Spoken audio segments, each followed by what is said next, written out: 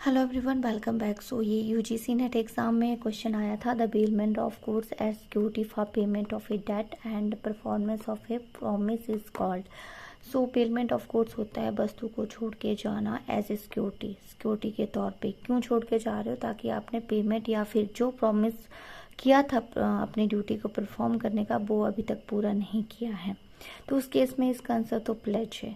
लेकिन some time इसको समझना बहुत ज़रूरी है कि प्लेज और बेलमेंट में क्या फ़र्क होता है।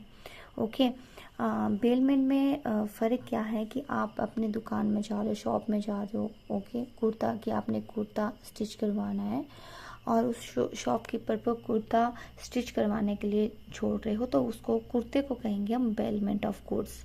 प्लेज में क्या है कि प्लेज जैसे ए और बी के साथ कोई एग्रीमेंट हुआ है, क्लियर है।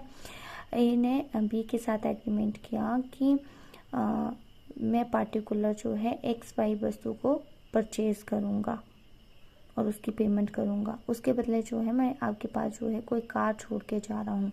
अब इसने परचेज करने की बात की थी कि मैंने एक्स वाई वस्तु को परचेज करना है और मैं अपना प्रॉमिस नहीं तोड़ूंगा और उसके बदले जो है वो फेथ के बदले मैं यहाँ पे कार दे के जा रहा हूँ।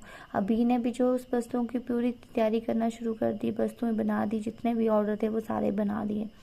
अब बेलमेंट के तौर पे उसने क्या, सिक्योरिटी के तौर पे क्या छोड़ी थी, वहाँ पे कार छोड़ी थी, ठीक है, कि मैं अपना प्रॉमिस पूरा करूँगा।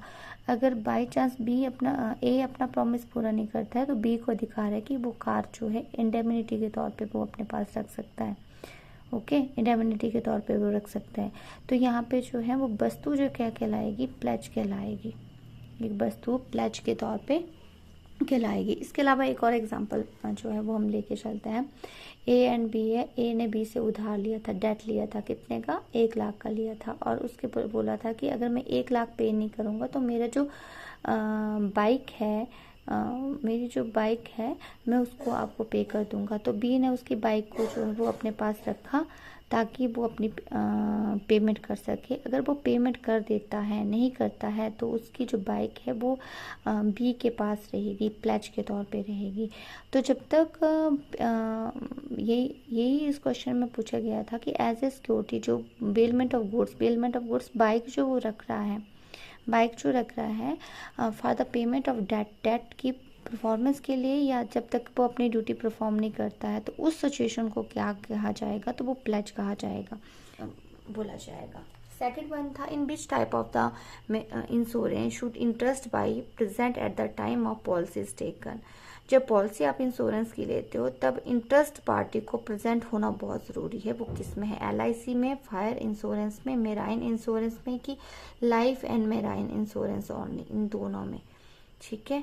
तो ये पूछा गया था, तो इसका आंसर होगा मेराइन इंश्योरेंस। मैक्सिमम लोग जो है लाइफ इंश्योरेंस को भी कंसीडर करते हैं, पर ऐसा नहीं है, क्योंकि मेराइन इंश्योरेंस में क्या होता है कि आपका इंडेमनिटी, क्षतिपूर्ति बहुत ज़्यादा होती है, नुकसान हो जाए तो इस वे में जो है वो उस पार्टी का होना